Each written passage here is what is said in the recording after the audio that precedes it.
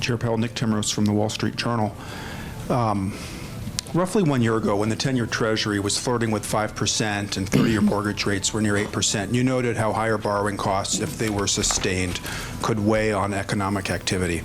Given that you've said you believe policy is restrictive and the Fed is now dialing back that restriction, are the growth risks presented by higher U.S. Treasury yields today any different from those you identified 1 year ago when inflation was still meaningfully above your target?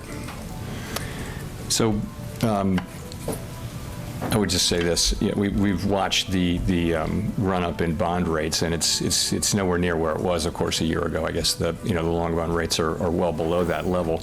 So we're watching that. Things have been moving around, and we'll see where they settle. I think it's too early to really say where they settle.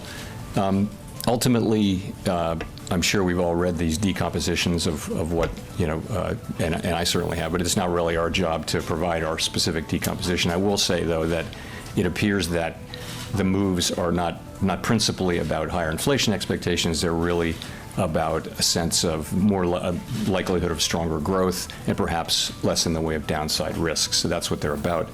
We do take financial conditions into account if they're persistent. And if they're material, then we'll certainly take them into account in our policy.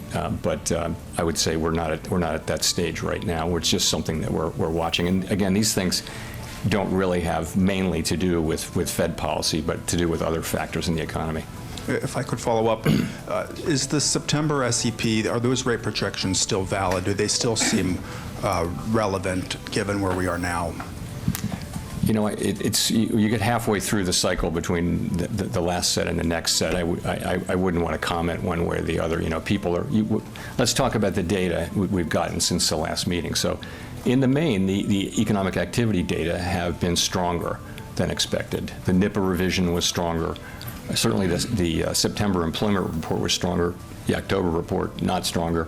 Retail sales stronger. So overall, though, I think you take away a sense of some of the downside risks to economic activity having been diminished with the NIPA revisions in particular, and so overall feeling good about economic activity. So I think we would factor that in. At the same time, we got one inflation report which wasn't terrible, but it was a little higher than expected.